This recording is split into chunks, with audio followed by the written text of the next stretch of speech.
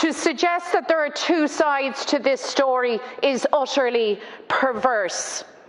To suggest that Israel is simply defending itself is an obscenity, and shame on anyone, on any so-called world leader, wherever they are, if they repeat such an obscenity.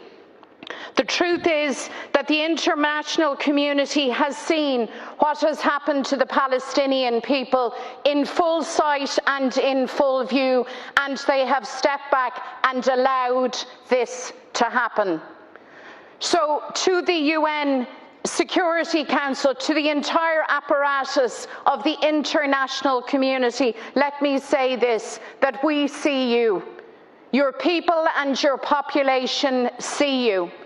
And whereas the great and the good of the international community may find it acceptable to step back and make an argument of the one hand this and on the other hand that, and meanwhile Palestinian refugee children die, make no mistake that that is not an acceptable position to the people of the world. I feel confident that global citizens are appalled and repulsed and enraged, quite frankly, that here we are again and Palestine suffers. So yes, we need a cessation, and that needs to happen immediately. And yes, we need a full-scale humanitarian effort.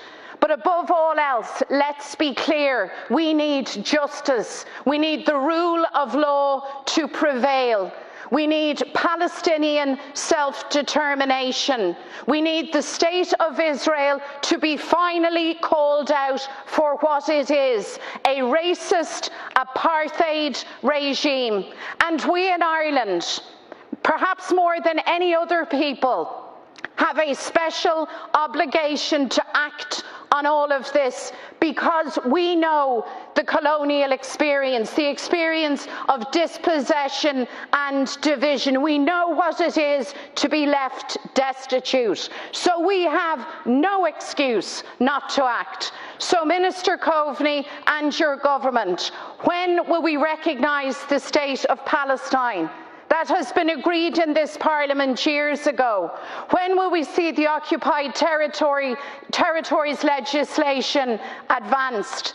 And when will we finally insist loudly, clearly and consistently that the law be respected and that Palestinian lives matter?